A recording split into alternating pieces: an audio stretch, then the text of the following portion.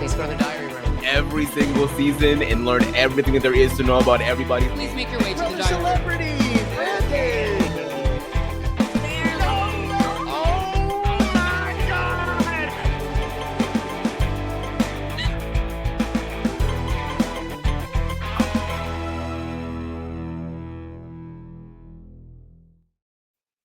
Welcome back, everybody, to another episode of The Diary Room, where you're saying to yourself right now, where's the third person? We'll get to that very shortly. Of course, I am Matt. I'm here with Aman. Aman, how are you? I am splendiferific. Excited to be back. Excited for this particular episode. I mean, although I'm excited for all the episodes, so who am I kidding? But yeah, happy to be back for some more matchups. What episode have you been least excited for? No, I'm not actually letting you answer that question. Probably the one with no. Yes, we are excited for this one today because we're trying something out that we have certainly had the idea percolating for a bit now. As we began the Patreon program, immediately we were also like, not only did the idea come across our minds, it came across patrons' minds when people were signing up saying like, would you guys ever consider having us on the podcast? And the answer was yes. We just have to figure out the logistics, and here we are today figuring out the logistics. So backstage right now, you guys can't see if you're watching the podcast, but we do have a bunch of friends here hanging out with us backstage, and 3 of those friends are going to come join us here to do some polls, to do some matchups, and it's going to be fun. Yeah, this is sort of like a nice little experimentation that we got going on today. I'm excited because, it's nice to throw different people into the mix. So this is probably this will be the most packed episode that we've had. So I'm hoping that the matchups match that energy. Yeah, so we got everybody's individual wheels. We have everybody's we were talking beforehand, everybody that is here today has a patron vote cast as well, or not everybody. Tommy, I'm looking at you. You still haven't picked, but we'll talk to you in a minute. We were talking yesterday about how he hasn't picked yet, so we're working on that one. But yeah, so everybody has patron votes, but if their patron votes are not going to come up for their matchups. Logistics aren't important. Everybody behind the scenes knows the logistics. But yeah, so this is fun. If you want to be involved over with the Patreon program that we have for the bonus content and for the opportunity to, possibly come on if this turns into a full-fledged thing in the future, which we're definitely hoping that it does, patreon.com/the diary room. But otherwise, we're at the beginning of the next set of 5 matchups here, the set of 5 episodes, which of course, we've been doing batches of 5 for battle backs and for all that fun stuff. So start of a new session. It's December's something new. It feels so right. I'm the High School Musical guy here, but I'll take this. Hope we don't get flagged. You guys, well, actually, nobody in the call has heard this yet either, because it hasn't gone up just yet. But if another plug for Patreon content, we were recording yesterday our latest losers bracket. I had to step away from the computer for a second, so I paused the podcast, came back to Aman belting out some Defying Gravity. You don't have to tell them this stuff. And instead of letting him know that I was going to press play and start recording again, I just did it. And you'll get some Aman Defying Gravity on the latest Patreon episode. Yes, Cynthia Erivo ain't got shit on this, honey. Mm-hmm. So that's the story here. That's what we have going on. Anything else that I'm forgetting to set up? I don't think so. Ready to get chatting away with our first guest here? I am ready. Let's do it. Let's bring him on up. So Riley, you are up first. I'm going to bring you up right now, and let's get into it. Riley, hello. Hello. How you doing? Good. How are you? Fantastic. You are the first guinea pig here of this project. I hope that's I hope that's okay. I guess it's gonna have to be okay. It's gonna have to be okay. So we're gonna get into the wheel in a little bit, but first, just wanted to ask you a little bit about your Big Brother backstory and what brought you to the show and what you've been getting from the fandom for the as long as you've been around for it. I have been actually watching Big Brother as long as I can remember. I don't exactly know when I started watching. The first season that I remember watching was season 12, but I think I've been watching back to at least 7 because I knew who like Janelle was on 14. Mm-hmm. I was more pretty much just watched like the episodes up until I got really into it with 16 through like 18, and then 19 kind of watched the first 2 weeks of 22 just because Well, I wasn't that excited about I know it. you And saved yourself. I was also in my first year of college, so I was dealing with that. But I got back into it with 23, and I got really into it with 24. Like since 24, I started watching RHEP stuff, which is kind of how I found this last summer or over the summer, I guess. So yeah, I guess Okay. I've been I lurk a lot on like I used to lurk on Big Brother Twitter before I left Twitter, but Well, fair. I was definitely intrigued to see that you had 22 on your no-go list, and that was like the only season since some of the earlier seasons that you were like not in on. I feel like we should all have I BB22 on know our we no-go list. should all go back and change that. And then you haven't gotten to BB Can? Is that on your to-do list at some point, or?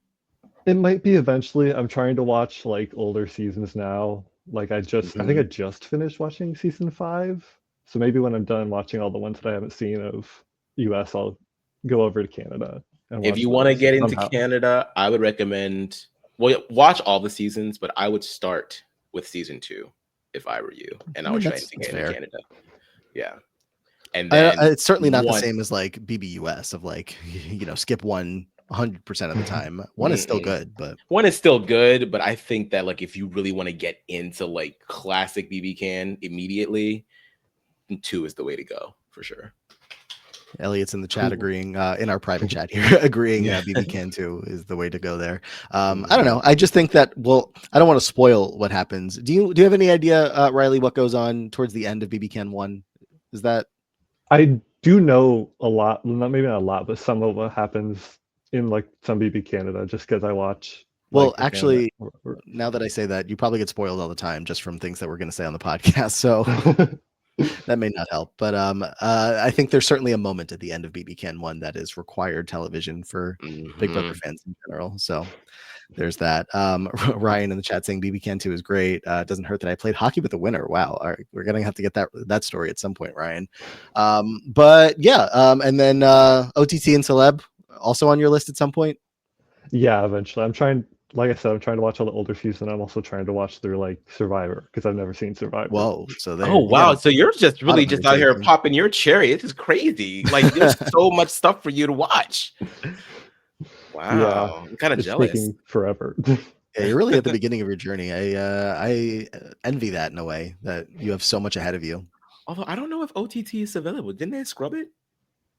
OTT is scrubbed. Yes, that's true. That is that's lost media now. I don't know if there's any if anyone was smart enough to maybe it's up on a Video Brother. It might still be up there. We I'm have not sure. I don't think so. And even with that site that you just mentioned, it's so like if anybody goes to look for BB Can and you do look on that website, please put an ad blocker on. I beg of you. Just for your own sake, for anybody's sake. I'll just be sitting there, and I even have an ad blocker on, and sometimes an ad will still pop up, and it's like, yep, got to clear my search history now. So that's the story there. Riley, of the seasons that you've seen, favorite players, anyone stand out above the pack? My favorite player ever is Brittany from 12 and 14. I love her, pick. which that's probably why I remember 12 as kind of the first season that I have memories of, just because I loved her so much on that season, and I'm very excited for the Traders. Yes. When does that premiere again? Is it next month? Yeah, it's very early January. Okay, good. So about a month out from when this comes up. But yeah, no, I am very excited to see what Brittany does there. I had put out I think it was a Blue Sky, saying like, imagine if Danielle Reyes is the next one to get her redemption arc on a Trader season, like others have lately. But Brittany would also just be as much fun to see go on and get that victory. One of the two of them need to do it. I'm pulling for them. I mean, I do love Bob the Drag Queen, so I won't be mad at that either. But I have to pull for my Big Brother folks first. Okay, yeah, Big Brother first, then Drag Race second. Yeah. All right. Well, Riley, anything else that you wanted to chat about before we get into your wheel spin here and pull 2 players to match up? I don't really think so. I was trying to see if there was any competitions that I was like not happy Yeah, about. please. If you But had any that come up to mind. there aren't really any. The only one is, not to bring it up again, but Jessica and Tucker. But I think that's just because Tucker was so recent that I remember that I didn't think he played a very great game. But I also didn't. I was very casual for 21, so I don't really remember Jessica's game that much. But Tucker's game was on the brain, and I don't think I would have picked him. I understand that. It's okay. You know, we all do things that we. Is this any sometimes kind of regret. indication? So I think the vote's going to go up sometime this week for the next battle back, the next player to come back into the competition. Does that indicate where your vote might go? If you feel like saying, Probably. are we allowed to ask people where they're voting? I mean, I always know where people are voting, but you don't have to expose. Yeah, I mean, I expect that person, Jessica, to get a lot of votes. We'll see how that goes. I always knew she'd come back. That's why I felt so comfortable. Yeah. Okay. Yeah. Okay. All right. Well, was that it? Just the Tucker and Jessica one? Yeah, that was really the only one that I might have picked the other person. Yeah. I mean, I'm sure that there's others, but that one is certainly the most egregious of of all. All right, let's pull the wheel up. Let me make sure I can manage all my different tabs that I have going right now. Extra stuff happening today, but I think we're good to go. This is literally labeled Riley Wheel. Riley Wheel. So we are going to do what we usually do. We'll spin, we'll talk, we'll pull up some player cards as long as I remember this week, and we'll send one more player through. So without further ado, here we go. Nervous every time. This is a packed wheel, though. It is a very packed wheel. Oh gosh! Wow! Okay. We got a winner on our hands. We are talking. What is that? What is with BB25 being so prominent lately? Like we just very recently did the losers bracket that featured 4 players from the last 5 episodes that had gone out from BB25. Yeah, they just keep popping up. I don't know if maybe it just seems like it's frequent because they're so recent. And so our just confirmation bias in our brain, but it does seem to be an awful lot of them everywhere. This is going to be an interesting one, but Aman, remind us of our BB Wiki notes on Jag. Alrighty, Jag early on, Jag would grow close, Jag would go close with the first HOH Riley prior to her eviction in week 2. Left alongside Matt in blue, Jag's early rocky strategic decisions would put him at risk, leading to his unanimous eviction in week 4. However, Matt would use the power of invincibility on him, saving Jag. Jag would continue to fumble with his inaccurate reads, being seen as less of a threat. Jag would float into the jury phase with help from his partnership with Matt. When Cameron was evicted in week 10, Jag transformed into a compiste. His new Mafia alliance with Matt and Bowie Jane would continue to keep him safe, making it to the final 3. He used his sole vote to evict Bowie Jane. In the final 2 with Matt, Jag would own his strategy in an eloquent speech and received respect for his perceived stronger game, winning the season by a vote of 5-2.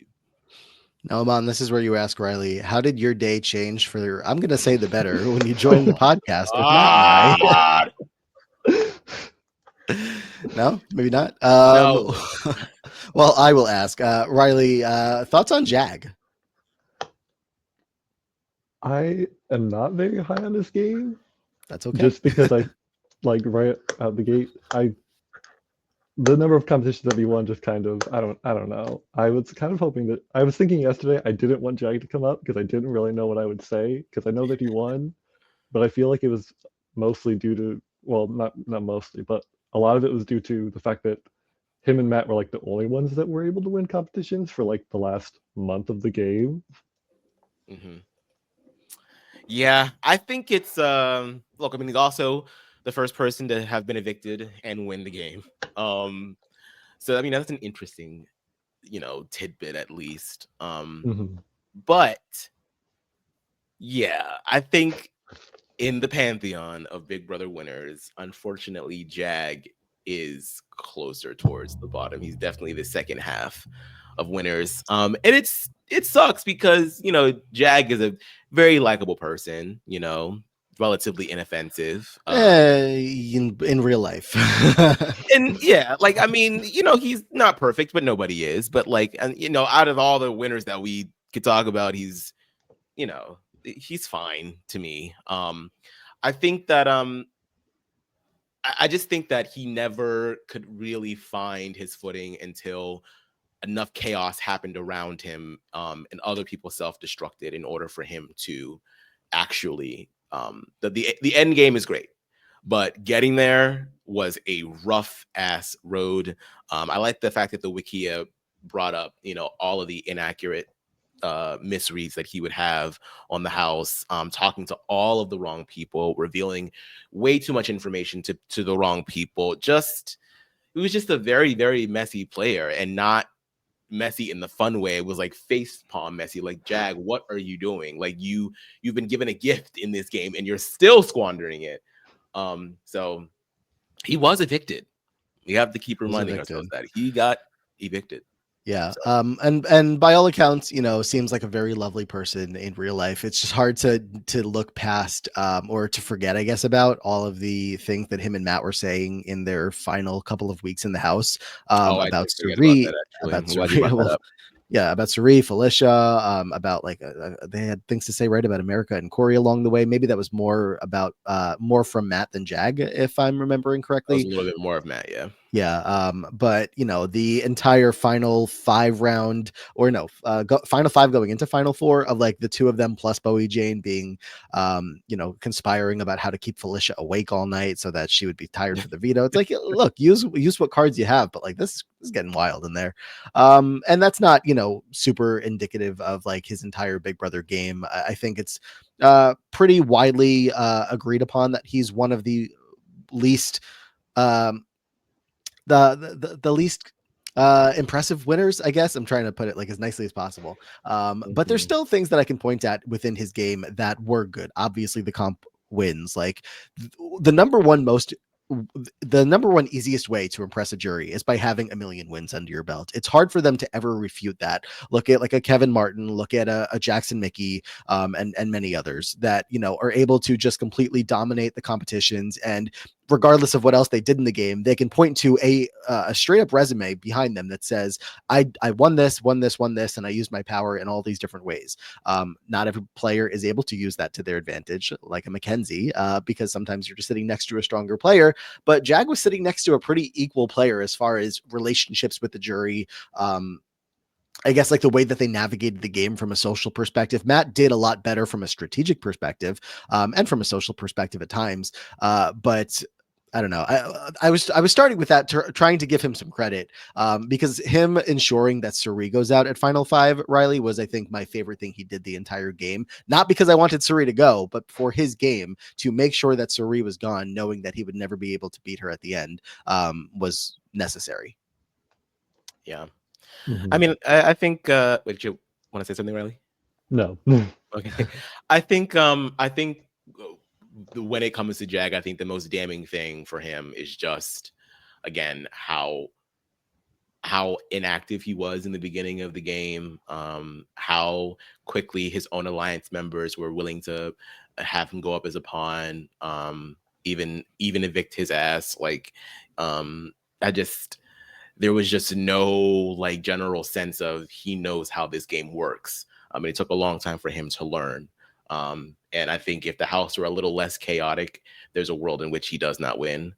I kept going back and forth between him and Matt about who was going to win. I could not piece that jury together in my mind. I remember like being so conflicted because I was like, I think Matt's game was a little stronger, but Jag's story is a little bit more interesting. So it's really going to come down to who can sell it the best in the jury speech. And I do think that Jag's jury speech was better than Matt's, obviously. So that really helped him out in the end. So I think, you know, if you learn how to make shit shine, that's a skill in the Big Brother house. And so that's what he did. Yeah.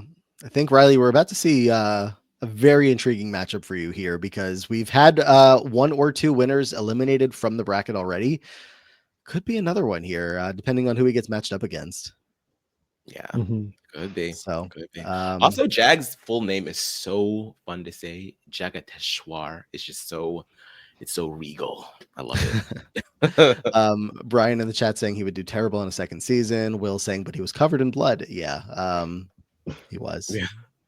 So, I feel like he actually might. I feel like he could actually do well in a second season because I don't think people will really take him seriously. I think that he would probably play relatively similar to how he did the first time and just sit around waiting for someone to add him to the alliance. And I don't know if he wins, but I think that he goes on autopilot and coasts for a very long time in the second season. I think. Riley, were you rooting for Jag at any point during BB25? If I was at one point, it was very early on. I Mhm. think I wasn't a huge fan of him throughout Because, the like, season. even when you get to final 3, it's like we were all sitting there like, what are we doing? What are we supposed to be rooting for? Yeah, I really did not know what was going to happen with the final three. I think I was convinced that Matt was going to win no matter what, and then obviously that didn't happen. Yeah. I know there's a certain person, I believe, backstage right now that was rooting for a Bowie Jane win. The darkest timeline. The absolute darkest. Possibly not. Look, in that final 3, I don't know. Yeah, with Mad Eye. I thought I had my mug nearby. And then Rob's ass immortalized that moment on a mug and like terrorizing us during the holidays. Said he was out. I was so grateful but pissed. All right, let me see if I can get the wheel back up here and let's find an opponent for Jag. I don't know what's gonna happen. Okay. Jag, by the way, not voted for by a patron. Ooh. Sam Bledsoe. Damn, Bledsoe. Interesting. No, this is funny. This is I've been waiting on her to pop up. I love me some Sam. This is very funny. Sam Bledsoe, BB20. I'm excited to talk about Sam. Aman, remind us about Sam. Sam, struggling at the start as she became a robot after coming in last in the first comp and getting nominated that same week. She gained some hope after America granted her the first power app, and she managed to narrowly survive the first eviction. Following her survival, she became close with Tyler. She managed to snag an HOH win in week 4. Throughout the season, she was known for her constant mood swings and emotional outbursts. She was evicted in week 12, a unanimous 2-0 vote, placing 5th. Are you ready for her player card? I am ready for her player card. What did you do? That is so shady. Oh my god! And you made it the main picture too. Like I threw her on there as well. Real Sam. That's so wild. And I knew I had that somewhere. I was waiting for it to come up. Sam Bledsoe. Riley, thoughts on either we could start with Sam or just like BB20 in general. It's a very highly regarded season. Yes, it is. Yes, it is.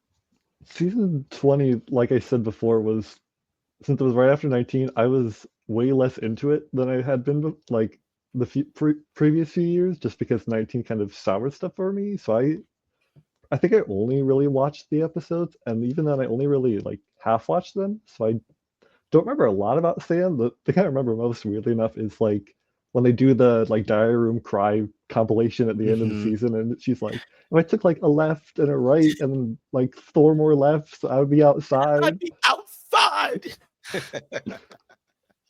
Why did she know that so well? Why did she have the map down of I was like, it seems like she's been like edging closer and closer to the exit each time. Like there's somewhere in the diary room, like there's got to be her some back. kind of fire escape like sign on the wall that tells them where to go in case of an emergency, and she's been studying. I love that the producers were like, we don't care if she just spilled a little bit of tea, we're keeping this in there. That was funny. Sam, I really enjoyed Sam. One of those unique people on the show that you really only get one of. She created her own archetype. Yeah, we haven't seen anyone like her since. I feel like they've tried to make some attempts at it, but she's inimitable. Look, she as a Big Brother player definitely didn't know what was going on half the time. It was her condition was worsened by the fact that she literally had to be a robot and they wouldn't even let her go upstairs. They couldn't even have given her like 2 robot avatars. Like, what if she needed to talk to the HOH? Nope, she can't. She has to stay downstairs in the storage room. Also, that scene with her arguing with Caitlyn about Fessy in the hot tub as a robot is also iconic. Just there's so many great moments with Sam.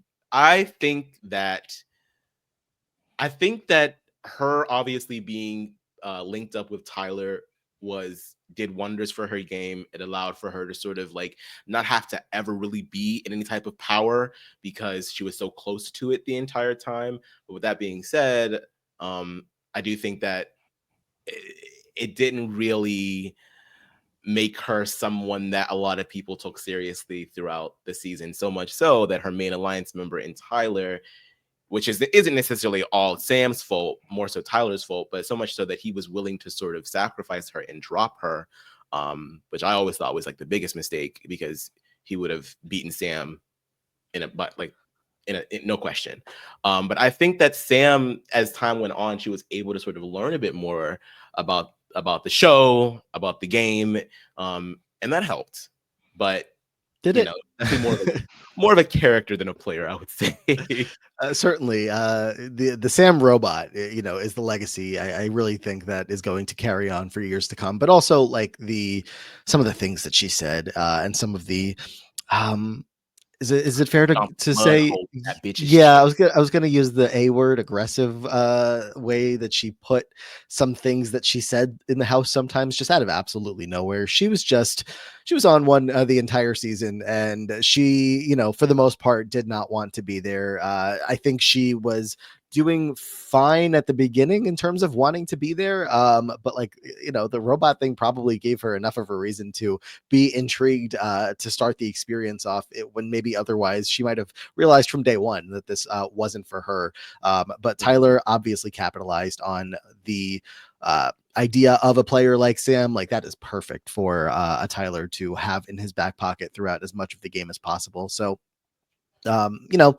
not a whole lot of win equity, I would say, for Sam. I think Brian was saying, I forget if she had win equity that season. I definitely don't remember any. From my perspective, I don't think there's a whole lot there. Ryan was saying, yeah, not even against JC. JC definitely had much more of built-in relationships with people throughout the season. I think Sam was probably drawing dead from day one. Yeah. I don't know. Yeah, I mean, yeah, it's like you said, it's one of those things where, when you don't want to be there, that really fucks with your mentality throughout the entire, because if you're not there in a good space mentally on a game that's already mentally draining, she was going absolutely crazy in that house. Like, she lost her mind every other week. And her HOH was also a disaster. Her HOH nomination speech really was also a disaster. Like, just but so compelling because she's one of those people that just wears her heart on her sleeve. Mm-hmm. She doesn't sugarcoat. She just says what's on her mind. And it's not in a contrived way. It's just who she is. And so I would love to see her come back. She never will, but yeah. That's Ryan says, Amon, she's a robot. She never had a mind. Riley, do you have any strange aside question? Do you have any desire to ever go on a show, Big Brother or Survivor, anything? I have no desire to go on Big Brother. I think Okay. I would hate it. If I did anything, I would want to do The Amazing Race, but even then. Because I'd be curious for both of you, but Riley, starting with you, how you would go about your game if you were trapped inside of a robot for your first week trying to make connections. I don't even know. I think I would struggle not as a robot. So as a robot, it would be worse. Same. Big same. I think I would just plant myself in the kitchen, because everyone has to come into the kitchen for something. And I would just talk. I might even try to lie about what my current surroundings are. Maybe I guess I can't use production as a strategy. Damn. I don't know. But I definitely place yourself in a central space in the house so that you can always, talk to people. Yeah. Well, Sam Bledsoe versus Jag Bains. We have a winner who was evicted versus a robot who was evicted in 5th place. I don't know. maybe this isn't as hard as it once seemed. Riley, I will start with you though. Jag or Sam, who you think is the better player? Who do you want to advance to the next round? I am leaning towards Jag, just because I don't think either of these people are very good, but Jag did win, even though he was evicted.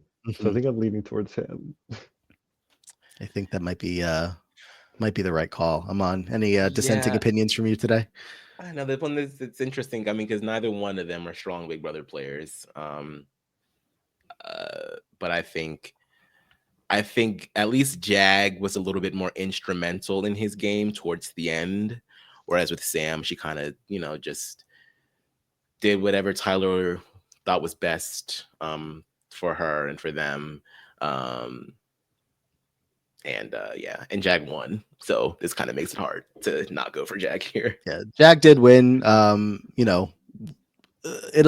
glad that he it seems like he's going to make it to the next round, and we'll match him up against possibly a stronger player in the future, and be even more interesting to see a little bit more. Yeah, just like I don't know, maybe another player who also did well, but also isn't the most well regarded as a player, like just to get a little bit more of a tough competition than Sam. So I think Jag got a good matchup here to get him into round 2. So good for him there. So we'll make it 3-0 and wrap that one up. Riley, thanks for hopping on. Thanks for having me. Thanks, Riley.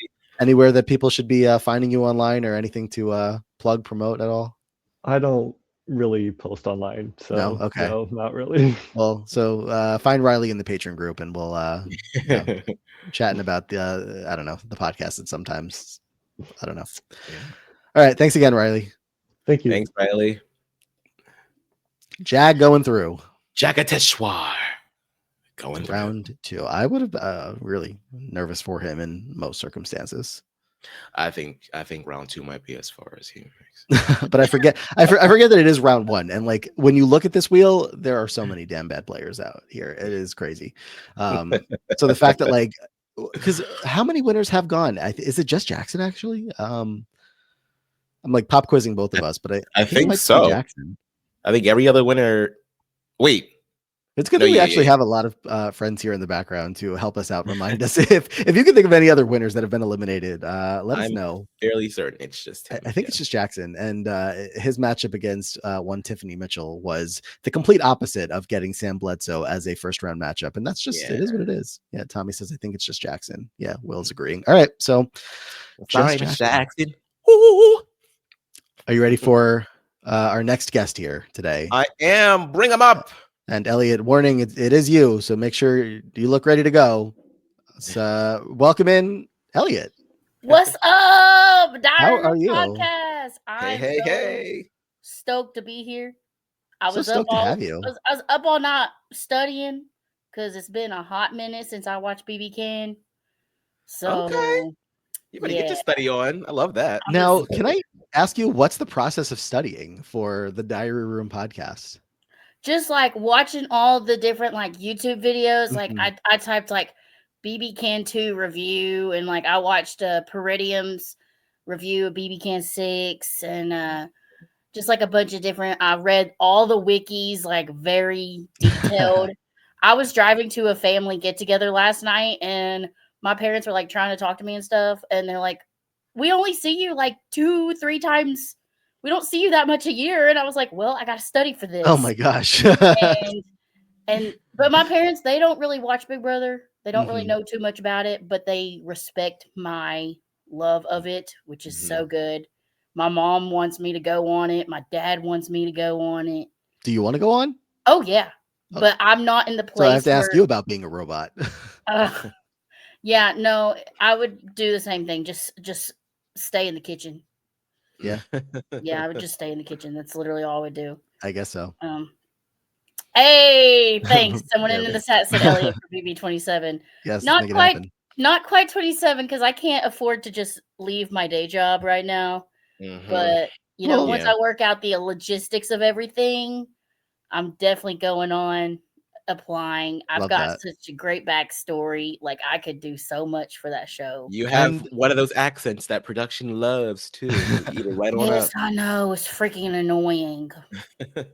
What's what's your backstory with Big Brother? Because I think I Oh. know it, but you you're a kind more of do recent because fan, right? okay, so yeah, my first live season was BB21, and I'm still here. Mm-hmm. Wow. Fun fact, my ex, who is now one of my best friends, he actually got me onto it because his family used to watch it all the time. Mm-hmm. So as a casual for BB21, fun fact, Ovi and I actually went to the same college during the Oh. same time. And Oh, so shit. we're kind of like good acquaintances. He follows me on Twitter, not that I'm on there much anymore. But Ovi's great. He came and campaigned to one of my groups for student body president, and I voted for him because he's the only one I knew. So you're welcome, Ovi. And sorry if my screen's a little shaky. I don't Oh, have no, a you're desk fine. because, You're as you okay. can see, I am at my childhood home. Tell me you're an only child without telling me you're an only child. All these pictures here.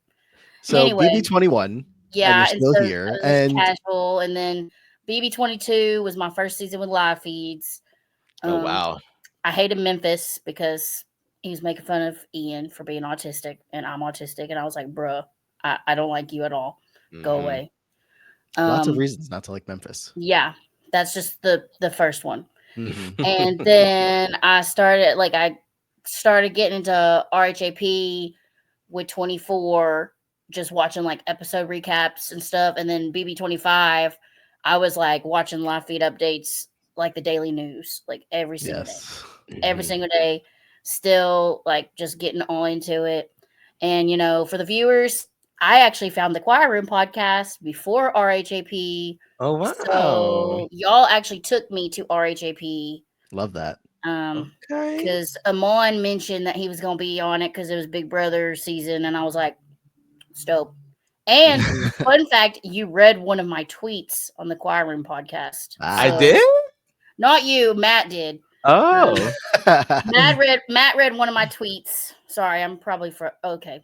No, you're good. I was You're good. frozen for a sec. Yeah, this is an old laptop, so It's working for now. What tweet did Matt read? he read about it was when you were doing that brief stint of the weakest link. Oh my And god. so yeah. I was tweeting about that, and then I was like, bro, I'm so famous. They read my tweet on the podcast. I'm such a dork, I know. Remember the Weakest Link I love that. podcasts Mhm. on our we really were wanting to continue doing something We were together just after milking the Choir everything Room. we could dry, man. That Glee Well, cow is milked, honey. for those who didn't watch along with the Weakest Link, because why would you have? The only reason we continued or began to talk about it was because Jane Lynch from Glee went on to host that for the new version of the show. And again, we were just trying for anything that we could think to talk about before we landed here in the diary room. So, Elliott, glad to have you for the entire ride. It's been a joy. So, yes, now we get to pull some Big Brother players. Fabulous. Let's go. So, that is the project of the day as I get the wheel up and ready to go. So another packed wheel, and I don't know, any specific hopes that you're looking to see here? Probably. Well, see, my most recent, because I've got my own few wheels. I am a wheel expert. Amon, Matt cannot rig the wheel. Thank It you. is literally impossible. Wait, actually, speaking of that, let me make sure I go take out Jag and. It is literally impossible for him to rig the wheel. I use the wheel Thank every single you. day for my day Thank job. you. Oh my Who just came up? gosh. Sam It Bledsoe. just sounds like propaganda. How much did Matt pay you to put you up to this? I won't believe it. Yeah. All right. Sorry, I had to take the wheel down to go take off the two players that just came up. I had to rig the wheel, so Yeah, exactly. That's what you had to do. It looked a lot different if he rigged the wheel. That's how I use it every day, buddy. Brian saying I'll still call him Matt Rigori. Yeah, look, it's not a bad nickname. So yeah. If nothing else, let's spin the wheel and get our first player here for you, Elliott. It's gonna be 10, fun. 12, 24. Up first. BB14. Heuser. Okay. Will. Okay. Yeah. Very, very recently revisited BB14. And Elliott, you're also rewatching Big Brother right now in the same way that I am. Yes, we are both and everything. Yep. spinning a wheel to determine the next season to watch. Now I'm doing this because I just thought it was chaotic and it fit with the theme here. But I think it's interesting for you who are still seeing some seasons for the first time. Yeah, there's a few that I haven't, and with the reason I know that Matt did not rig the wheel is because I rigged my own personal wheels to have bigger pieces for the seasons that I haven't seen for the first Right. time. And so I recently watched BB14 for the first time, and Will is from Louisville, Kentucky, and I live in Lexington, Kentucky. I've worked in Louisville. I was like, oh, cool connection. Okay. But what I remember about his game is that he was very loud And wrong. and wrong in the house. And he was with Janelle, right? He was with Janelle, and it was just a hot mess. Yeah. Yes, indeed. The most memories that I have from Will are not even so much from him being in the house. It's more so all of the parodies that he used to do Yes, following his season. When those ended, I was so upset. I don't know if you've gotten a chance to spot those, Elliott, over on YouTube. Will was not recapping. He was doing like parodies of the seasons after his. I don't know if it started directly with 15, but it definitely was like 16 and 17. And he was dressing up as every single character in the Big Brother season, reenacting things and creating like, different sketches. It was so good. I understand how much of I think I can understand how much of a commitment it was, and it hadn't continued after that. I want to say 17 was the last one. But that's got to be Will's legacy in the Big Brother community more than anything that happened in the game. Amon, do you have the notes up for Will? Do you want to remind us? Sure do. About Will's game?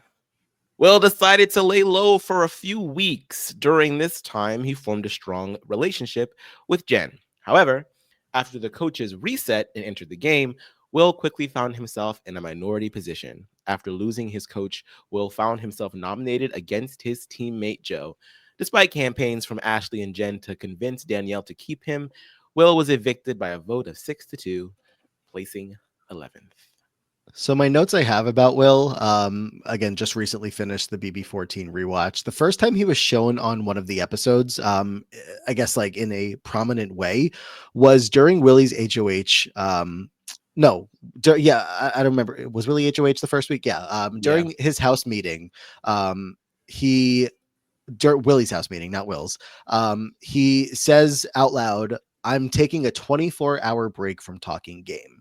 This is on day what, like 5, 6, 7. It's this early in the season, and granted, the gameplay was probably pretty intense in there. The house meeting was, probably pretty intense. Things were starting pretty hot. But to be that early in the game and your first line in the show in a significant way is, "I'm taking a 24-hour break from talking game," I was like, this is pretty indicative of what is to come for Will. I thought that is really ridiculous and not smart at all to even say that out loud. Like, he said that, he didn't say that in the diary room, did he? No, he said that to everybody in the room. Everyone in the room. He said that out loud. It'd be different if he like said it in the diary room in like a quirky, funny, whatever way. But to say that out loud in front of your other housemates, they're like, this guy obviously doesn't really care much about the game, or he doesn't have what it takes to play the game. Yeah. Amon, I feel like there's honestly a comparison that we can make here, like directly with Will and Nicole Anthony, because it's almost the exact same thing of what happens to Nicole in All Stars that happens to Will in 14, of them feeling like they can't trust Janelle kind of out of nowhere. Like maybe I don't remember or know the full context of why he felt that way towards Janelle, but when you're frustrated as hell watching Nicole act that way in 22, that's how it seemed like. I was like looking down Reddit to even like find out more information of why Will felt the way he did about Janelle, even though they were seemingly friends on the same team. My and this might be a little stereotypical, so I apologize, but I kind of just felt like it was just like a bit of a jealousy thing. Like it kind of felt like he wanted to be the fabulous one of the season, and then Janelle's here. You know what I mean? It just felt like he could not get past that. And then to be so like gung-ho to get rid of her and to celebrate it like openly to the other people that are also survivors, or not survivors, what's the word? Attorneys. I'm like, what did you get the guy, sis? Did you win the million? Like, did you feel better now? Like, it just I think that comparing him to Nicole Anthony is actually very apropos here. Very. Yeah. I just think loud and wrong when I think about Will. I think very entertaining, but that mostly comes from the post-season content that we got from Will. But on the season itself, Elliott, I just, don't remember anything in terms of like impressive gameplay. Honestly, Nope. even like average gameplay. It just felt Nope. like it was all bad. He was outside of the like alliances that were being formed, which is why he gets evicted on a Frank HOH week. It's like, of all people that like Frank could have gone after, like it's an easy pick to put Will up, and then it's like, well, I guess we'll just evict Will because nobody has connections to him. My biggest memory of Will is not even related to game. It's related to he's from Louisville, and then Joe. All Joe wears is UK outfits. And I just graduated from UK in 23 with my master's. Shout out to me. Shout out. But so I'm just like watching that, and I'm just like thinking of, L's down, because that's what UK does whenever they beat Louisville and stuff like that.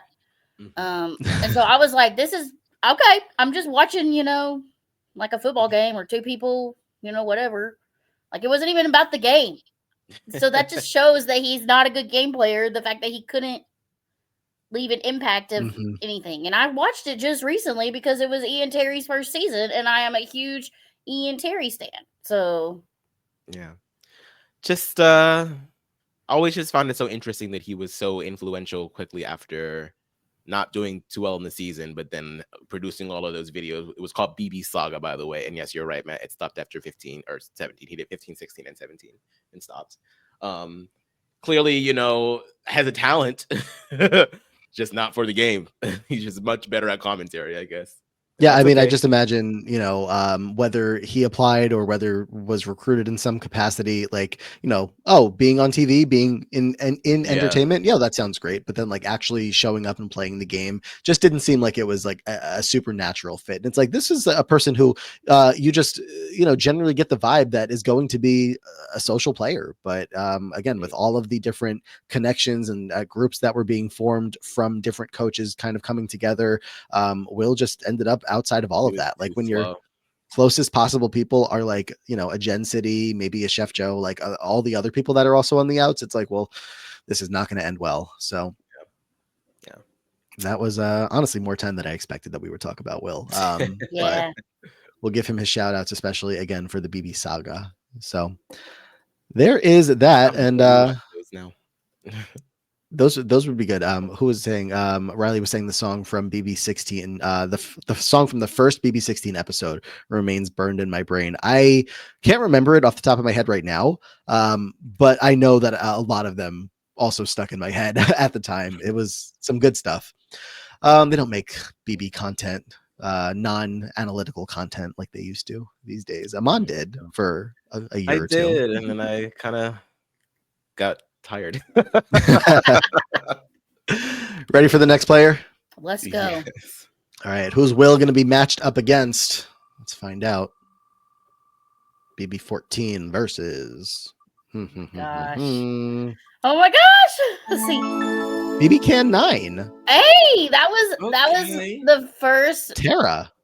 BB Can season. That was like, I watched BB Can 6 live.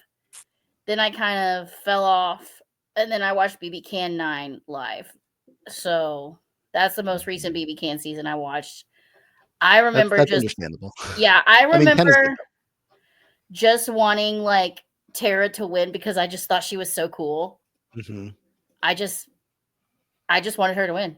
She was a feisty one. I just don't remember because like she had so much energy, and I just don't remember too much about her gameplay except that I wanted her to win while I was watching the season.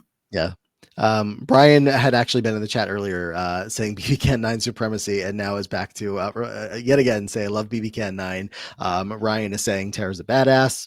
Yeah, there is, I think, a lot more love for Tera than maybe, I don't know if I would say I would have expected, or maybe that you would have expected, halfway through the season. It's really towards the end game where she's like kind of set up to be a big threat to actually take home the win at the end, that you're like, oh wow, like this is actually a hell of a player here. Let me pull up her card. And Amon, do we have notes on Tera? Anything? Yes, we do. All right, Tera. Tera immediately found herself on the outs. She became close with Tina and Kiefer. Tera made it very obvious that she wanted to target Jedson and Tyshawn, which landed her on the block week after week. After Beth won HOH in week 6, she was the pawn next to ally Rohan, and later Victoria, which led to a big fight between them. And the following week, Tina was evicted. Tera won HOH in week 8 and managed to evict Jedson despite him winning the POV. Shortly after, however, Tera would be evicted unanimously. She won her way back into the house, but was evicted by Tyshawn once again at final 3. Was the fight with Spicy the one where Spicy has the You infamous signed up for quote? this. You signed up for this? Yep. Yeah. So it's all coming back to me now, Gleecast version. But it's yeah, no, Tera was a fighter in there. And I mean, I think the biggest moment, probably just based on it obviously being a big moment in the episode itself or the season itself, was her winning her way back in, where, you know, by all accounts, David versus Goliath type of matchup with her and Jedson, you think that of course Jedson's going to win his way back in, but it was a pretty equitable comp, and Tera gets back in. Jedson pays for his being a dummy ways and goes home, and Tera almost wins the whole damn thing. Yeah, I just love a good underdog. I just love a good underdog story. And it was just like, because they were always so much against her, you know. And I just really like, at that time in my life that I was watching that, I was just like, I was an underdog in my own life. So I was like really, really vibing with that. I was just like, I want to win the whole thing. I don't want to be final 3 in my life. Like, I want to win the whole thing. That is my life. But to come back from, like, she was on the block 4 consecutive times, I think. Mm-hmm. So she was a big pawn. Yeah. 6 times nominated total, as this graphic reminds us. And Brian's asking in the chat, wasn't she close with Tina too? Yeah, it was the Tina and Tera duo, plus kind of with Kiefer at some times, was like really where she sat in the house, while obviously Beth, Ty, and Jed were close, and you know there was more happening outside of her orbit than inside of it, but it's once Jedson's gone and she's in there at the end with, again, you know, some comp wins under her belt, and just kind of like much more like completely rejuvenated after just winning her way back into the house, that you're like, oh, this is actually a big threat to win, not just an outsider. I think you know, Tera definitely made such a name for herself towards the end of the game. I think, you know, she happened to just be one of the ones that was a little bit more vocal in wanting to get rid of Ty and Jed, and unfortunately, you know, that just made her enemy numero uno. And so she's like playing catch up this entire time. But she makes her intentions very, very clear throughout. And then, you know, really getting in with, what was that name of the alliance that she was in? The Oddballs. Was it? Yeah, getting in good with them, and like creating like a bit of a cushion, I think was like probably the best part of her game. I don't know how much I feel like if she had just tried to get if she had not gotten Kiefer out of the game, I think she probably could have won, because Kiefer wasn't going to be able to win that final HOH. She could have gotten him out at final 3, like, and then it would have just been I think that's the hair in the ointment.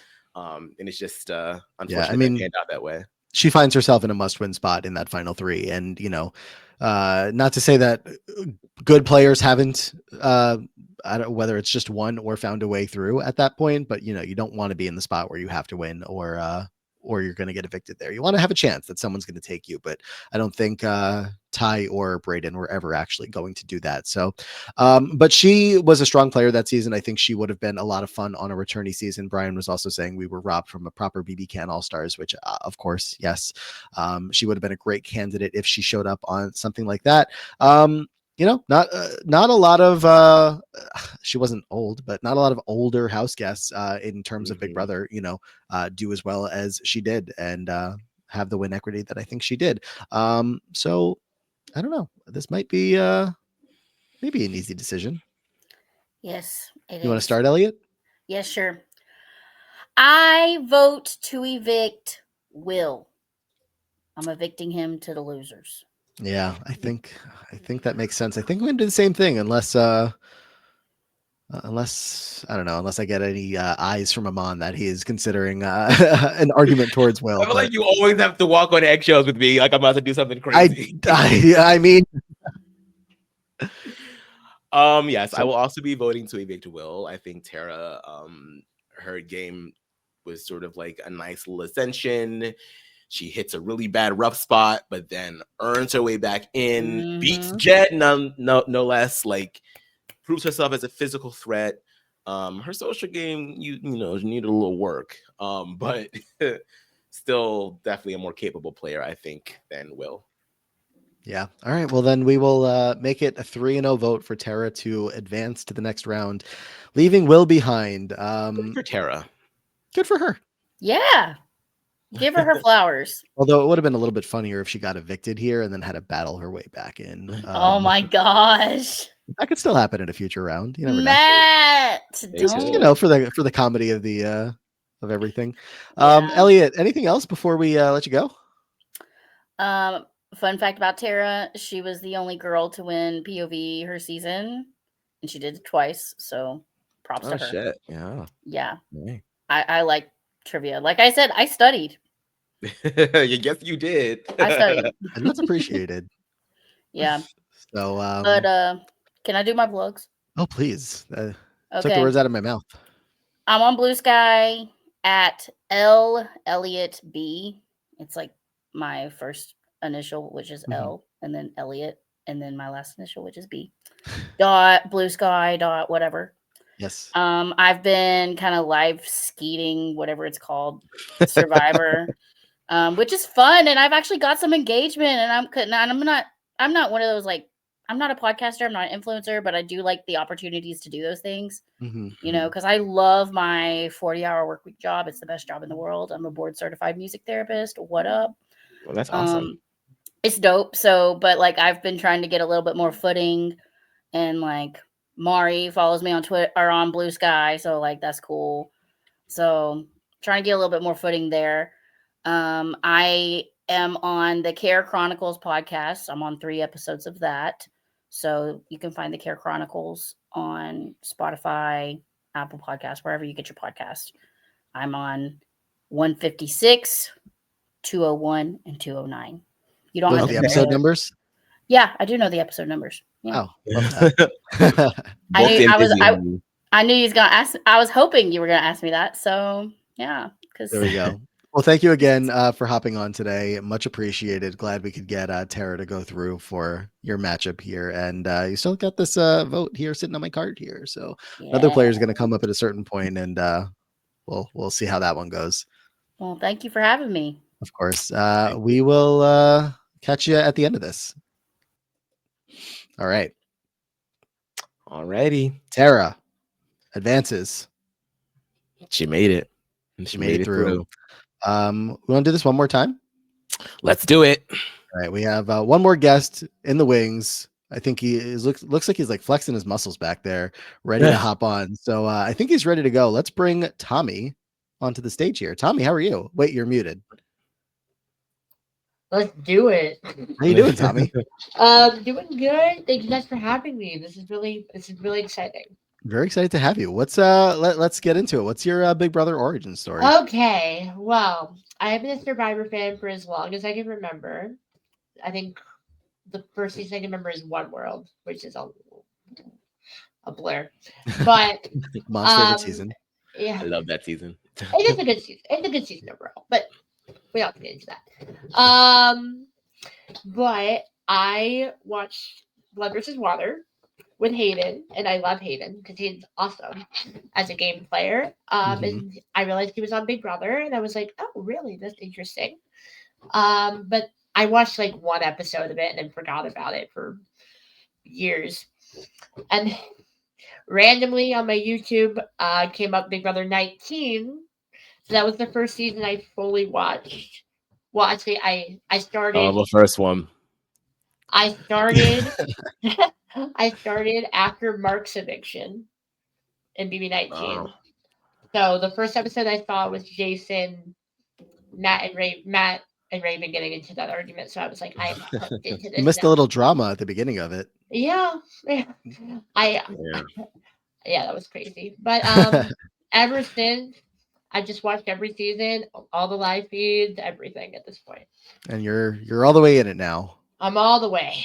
I'm trying. Actually, I don't have it up. Well, no, I do. I'm trying to look for the seasons that you did. You have a lot of seasons Pretty much all of them. that are good to go here. Pretty much all the US ones. And then Canada I'm a little iffy on, but I know enough that I can get through.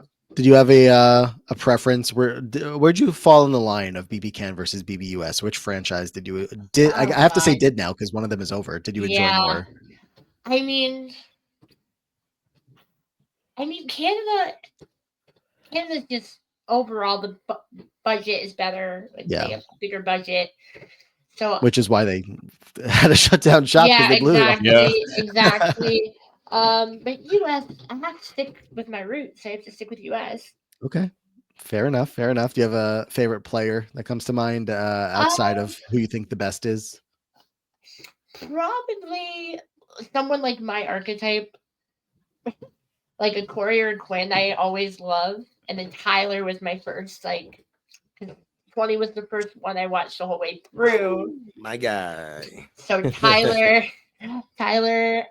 I picked him as my winner pick.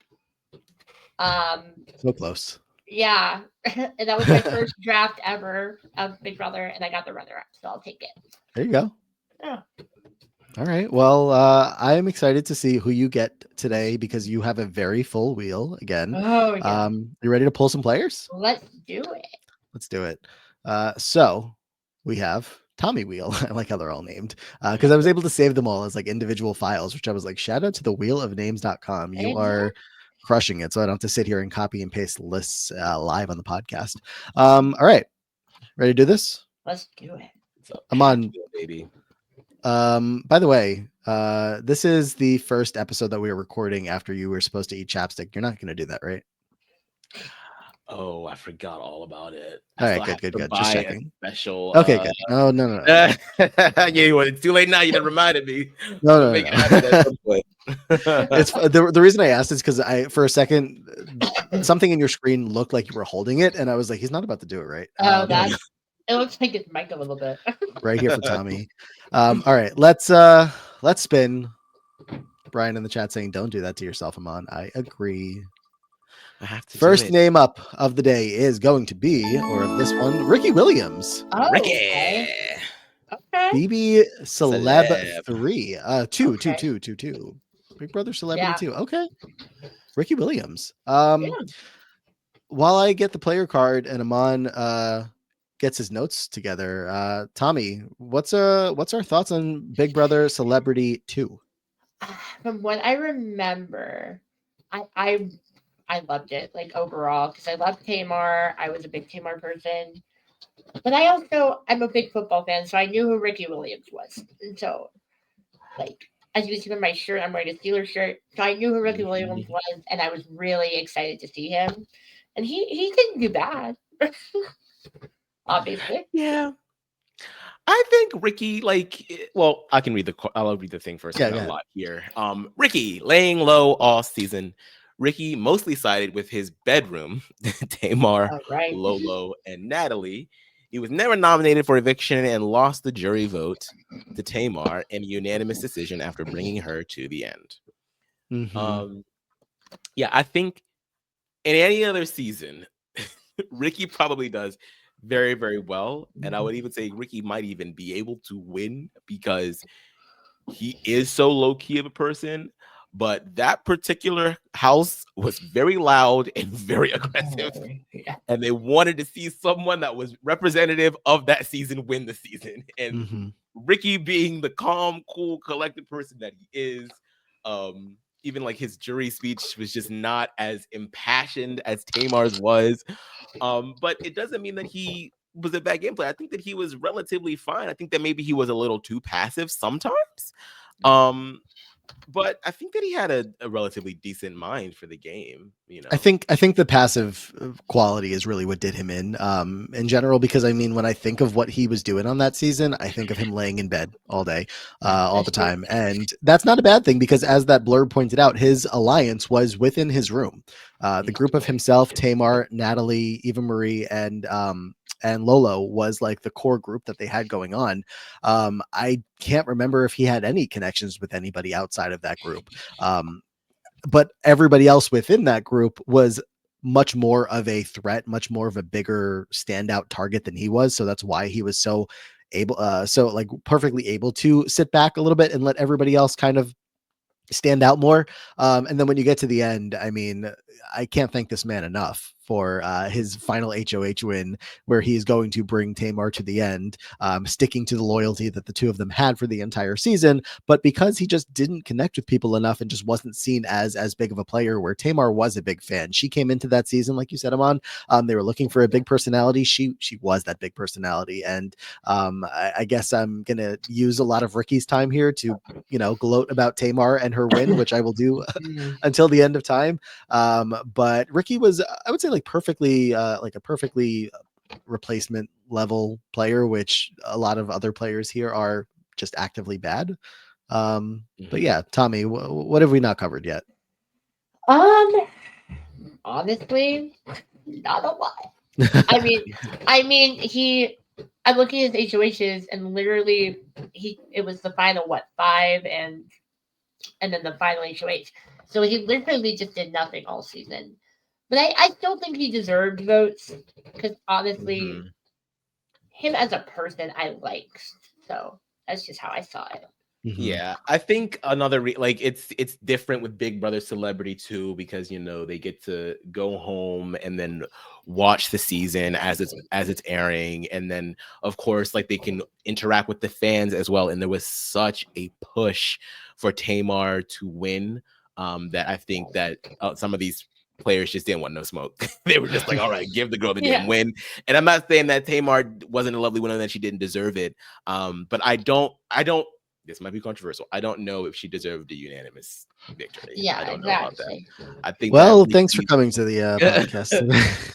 I love Tamar. I'm so happy that she won. But unanimous over Ricky's game, I think, is pushing it just a little far, because I don't think it is pushing it. I think it made a lot of sense. I think, again, just Ricky did not have the connections that Tamar did. People liked Tamar a lot, and even people that Tamar fought with on the season, people that Tamar had disagreements with, they all were obviously, Celebrity, a different game. They get to go home, they get to watch the season. That's why I'm like, we can never really know how much of it is Tamar's, how much of it is her connections, and how much of it is fan influence, and just the nature of the game is changed now, when all these players have so much more information than they normally would not have otherwise. So, it's again, Tamar played a winning game. I mean, she won the season. Yeah. I just think that Ricky's game was also a winning game. If Ricky had won, I would have been upset, but I would have been like, I understand why, but I don't, I just think that he just didn't have as much passion, and it was better to watch someone who clearly wanted this and needed that win, and they picked up on that and gave her the win.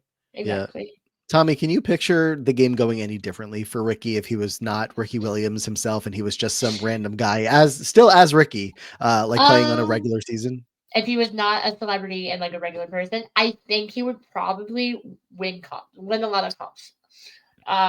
If we're going based off of BB26, I don't know, but if we're going based off of every other season, I think he'd win a lot of comps and probably make it far. At least mid-jury, probably. Yeah, I think, I don't know that I see a win in really any timeline for him, just because he's such a low-key guy. And like, that was his thing, right? He was coming into the season. I don't know if it was yoga in particular that he had like taken up, but he was just like a very meditative guy, I think, and just kind of, that was like his personality, I guess. That was the reason he retired from the NFL, I remember, is because they didn't let him smoke pot. That sounds familiar. Yeah. I think I remember us talking about that. Colin Stone might have mentioned that to me at some point. So yeah, look, that tracks. Again, looking to be relaxed. Ricky Williams. Exactly. That's his tagline. All right. Well, there's Ricky. We got to find him an opponent. Amani, you're right over there. My mouse has disconnected, and I'm not sure why. Oh, Fun. I'm fidgeting with it. how else? You probably don't have like a. Is it like a touchscreen? Can you do anything else otherwise? No. Okay, I think it's back. We're good. There we go. All right. Let's pull the wheel up and find an opponent for Ricky Williams. Let's do it. Ricky. Wavy spin. Ricky Williams. Okay. Up there's next. there's the blue strip again. There's the blue. Yeah. Renee from BB Can 11. Okay. I was like, which one is this again? I didn't remember. Why do I feel like Shania also had an interesting matchup? That Shania did advance when we brought her up. I'm thinking in terms of the girly pops of BB Can 11. Now Renee comes up against Ricky Williams. This is interesting. I don't know what's going to happen here. Yeah. But again, Tommy, let me ask you your thoughts on BB Can 11, our first BB Can without feeds. Yeah, that was definitely rough, if I remember correctly. Just Mhm. because I'm in the States, I can't really get a lot. But overall, I think it was a good season. The beginning was a little rough, as we know, but I think it definitely picked up as it went on. Yeah. It was fine. It was fine. I've made my views about BB Can 11 very, very clear. I just I have it ranked pretty low. I'm so grateful to the fact that a season that has still not come up on the wheel, BB Can 12, was as good as it was. What is going on? Like, I don't know. That's insane. I don't know. It's just it's gone. It's here, but it's not. I'm so grateful that it was good. And those of us that were watching BB Can 12, I feel like most of us agreed that it was good. Had a good winner, had some fun fights along the way, and everything that you would generally look for. Besides having feeds in Big Brother, because otherwise, like the 11 and 12 really would just stand out as like utter garbage. And 11 kind of was, but 12. Not so much. And then Aman, we have notes on Renee. I keep asking you because some of the Canadian notes are not as thorough. Yeah, we've got some Renee notes. I just lost it. No. All right. Renee, given how Renee started the season, both being on the block and developing a reputation as a poor competition performer, it's actually rather impressive that she got this far in the game. Damn, Who wrote that? She was pretty well regarded as a social player among everyone else in the house. Her eviction, however, is the result of her not winning when it mattered the most, and also Ty wanting to chip away one of Claudia's primary allies from her. Oh, this is again a really interesting matchup. Renee stands out to me as somebody who just, was able to get decently far in the season with the two connections that she had as strong as she did, that being Claudia and Shania. But by all accounts, like everybody else in the game just saw her as completely expendable from day one. 5 times on the block, like early on in the game, she gets put up. I think she was put up by a twist in the early portion of the game, and like in the first week, and then just from there on, she was the easiest person to put up. She didn't have. She wasn't able to make those connections with everybody else or like, it's not that she wasn't trying, I don't think, but it just wasn't sticking. Like, just one of those people that goes in there and no matter how hard they tried to like be friendly with people were still looking at her as just like, she could stay, she could go. Very easy to evict at one point or another. So the fact that she makes it all the way to 5th place, I would say is rather impressive given that. And honestly, I don't think that all, the way that her game shook out in 11 tells me who she is as a player. I think she has more potential than was shown on that season. Tommy. Yeah, definitely. She definitely had a lot more potential if she was on a different season. I'm looking at her wiki, and her 1H, she took out Kuzi, which, like, on paper is a big move because Kuzi is Kuzi. Mm-hmm. But I don't know. This is interesting. I remember being very excited when she won HOH. I think, she's one of those players again where like when you start off like from behind, it's hard to establish yourself in a meaningful way.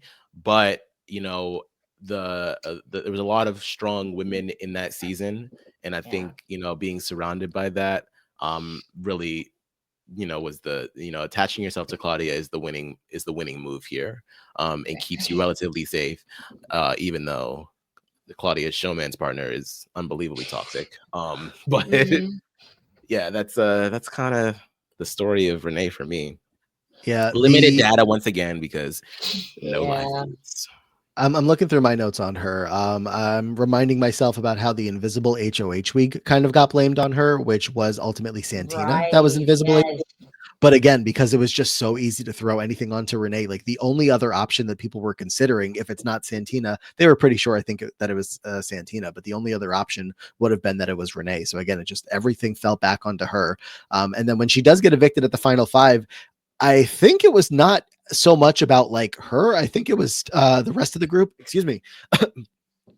Frog in my throat, wanting to kind of weaken Claudia, who was really emerging as, one of the stronger end game competitors, and, to let Claudia and Renee, obviously, and Shania go deep into the game as a solid trio. Look, we just saw in BB26 what happens when there's a trio that deep into the game. So I think they were really just kind of chipping away at that, more so than thinking that Renee was like one of their bigger end game threats. I mean, she was a comp threat. I do think that she could have beaten any of them in any of the end game comps, but it really came down to like Daniel and Anika like sticking close to Ty, because Daniel C had that connection to Ty in some capacity, and saying, well, again, we can't let the girly pops go all the way to the end together. So again, I really just don't think that what happened in her season tells me what she could do as a player in any other game. Exactly. Right. Ryan is saying, shout out to Claudia, one of the only players from his area. There we go. Hey, shout out. But I don't know, anybody remember anything else pertinent to the discussion when it comes to Renee? Because this matchup again is gonna be, it's kind of 50-50. Yeah. If we're going based off potential, though, I'm leaning towards one more. Where are you leaning, Tommy? I'm leaning Renee. Only based off of her potential, mostly that she knew that she had to stick with Claudia and Shania as far as she did. Or whatever, my brain's fried right now. You know what I'm saying. And she definitely could have beaten them at the end, I think. Like in comps wise at least. If Ty was not there, I'm convinced that Renee would have won more than one comp this season. That's a great, thought experiment of just like, if Ty's gone and suppose we, I don't know, somehow have a final 4 of Shania, not Shania, because Shania was gone at that point. So it's Renee, Anika, Daniel, and Claudia. I mean, obviously it's kind of 50-50 as far as who wins the comps, but I put more win equity on Renee and Claudia's side of things. And then if it's Claudia versus Renee, suppose in like a final 2 scenario, Claudia might have the tie vote, but I feel like a lot of people might have looked at Claudia tied to Ty in the way that she was in like a negative light, and maybe Renee wins. I don't know. It's possible. It's definitely possible. Like thinking if Ty does walk with Zach at the beginning, it just it rambles my brain. I don't know what to think. But Come on, where are you thinking? I think I'm going Ricky here because I think Ricky's game always gets him to the end. And again, I think that yes, Tamar did a great job, but if we're if this were a regular season, I think there's a world in which he probably is able to get more votes. I think his game was also very repeatable. Could his game be a little bit better socially?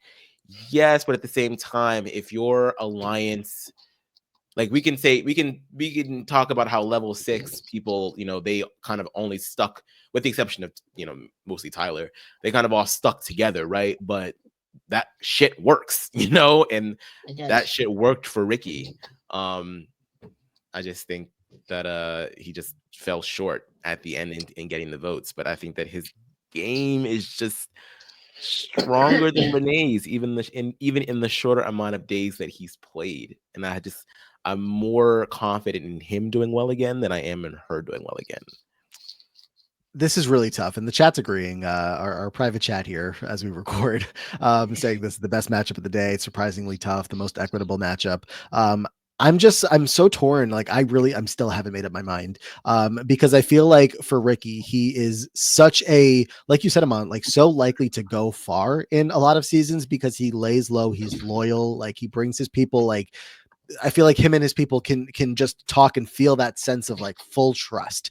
And to the point where he kept that full trust and full loyalty with Tamar all the way to the end. Yes, to his detriment, but it was still something that like, I don't know, he was able to point back to as part of his game that, you know, and if he were to play again, if this was, you know, something that you're talking about, you know, look what I did last time. I am loyal. Like you should work with me.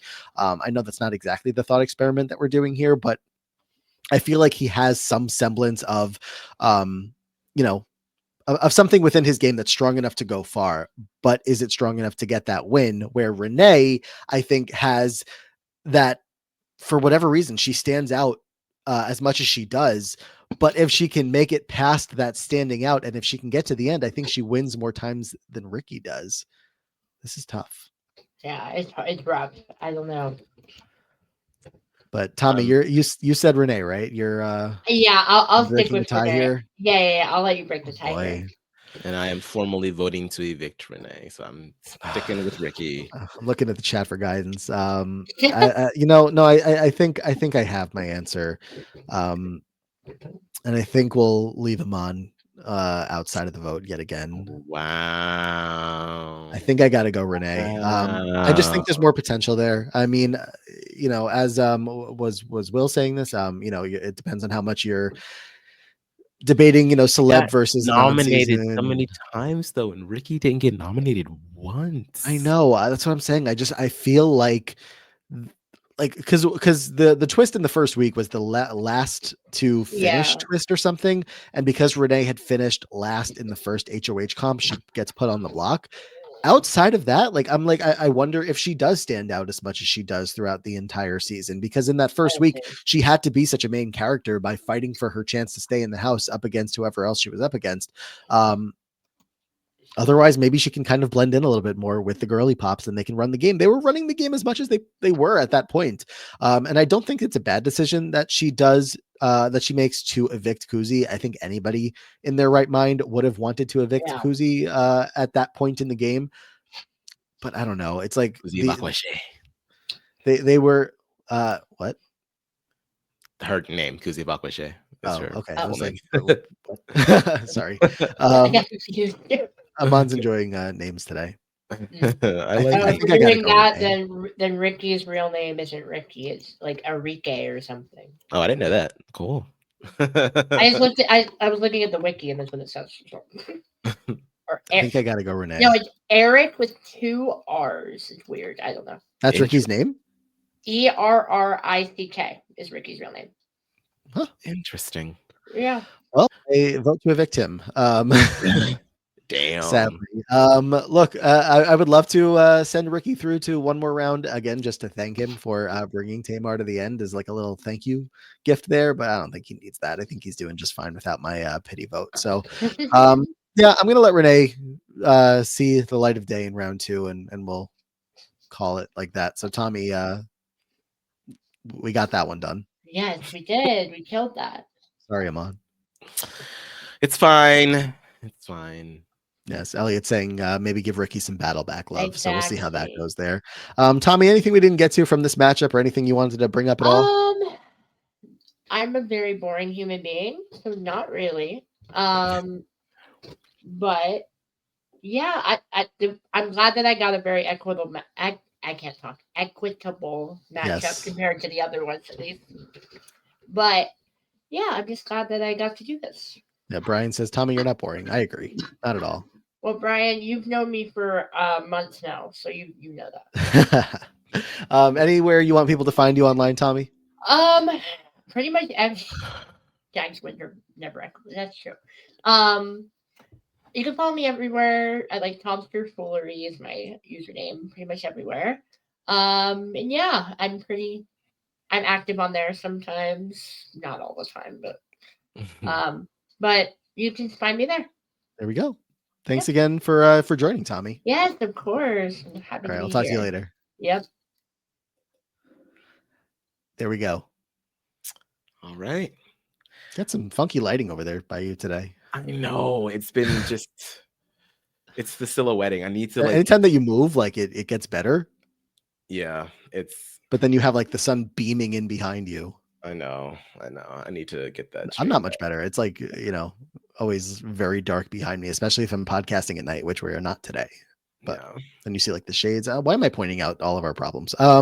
Anyway, so thank you to everybody who joined us today. This was again a bit of an experiment for us to take on, and I would say it went well.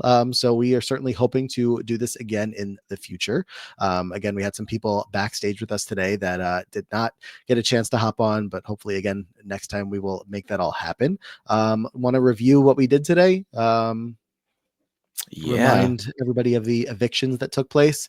So we just to go in reverse order, we just evicted Ricky Williams from Celebrity Big Brother 2, and Renee from BB Can 11 advanced to the next round. We sent another BB Can player, BB Can 9's Tera, into round 2, evicting BB14's Will. And then we sent a winner through today. BB25 winner Jag goes on to the next round, leaving behind BB20 robot Sam Bledsoe. I'm happy not only with the episode with the guests that we had today, but we had a good mix of all the different BBs. Yeah, nice little mix. Got some celeb in there, got some candidate in there, got a winner in there. Definitely a nice spread so far with some interesting discussions. Yeah. So some regrettable decisions. So I guess that's it for now. We of course have a lot coming your way throughout this month of December as we fill our own reindeer games void in our hearts with more Big Brother discussion. So hopefully you guys are all enjoying the couple of extra episodes coming your way. Of course, find us on Patreon if you want to be involved in all the extra fun. Patreon.com/The Diary Room. Aman, what's going on for you? That's it. Drag Race is starting up in January, so you can expect. We might be doing a preview podcast. I'm not entirely sure about that yet, though. But yeah, I'll be getting back into it with Beth and Liana. I will also be on. Well, actually, I guess this won't be out yet, so never mind. I'll save that. But that's it for me for right now. Yeah, maybe something else coming up. Find that when it comes up. But yeah, so find me over on the Free Agents podcast with Brian Scally, wrapping up the Challenge 40, wrapping up House of Villains 2, both of which have been a lot of fun, and Traders is coming up very soon, which we will be covering on the Free Agents podcast. We have some great guests coming up as well over here on the Diary Room, so stay tuned, stay locked in, stay subscribed, like the video, comment, all that stuff to keep us relevant in the algorithms. That is what we need from you. If you are willing to do so for us, leave us some 5-star ratings and reviews in the Apple Podcast feed, Spotify as well. I know you can leave a review, but I don't think you can leave a comment there. So all that good stuff. We're on Blue Sky. Aman's at Aman Adwin. I'm at Matt Ligori. The podcast is at the Diary Room. .bsky.social. And I think that's it for now. So Aman, say goodbye. Thank you guys for joining us again. And thank you to all of our special patron guests. Can't wait to have a few of you back in the future. Until next time, please go to the Diary Room.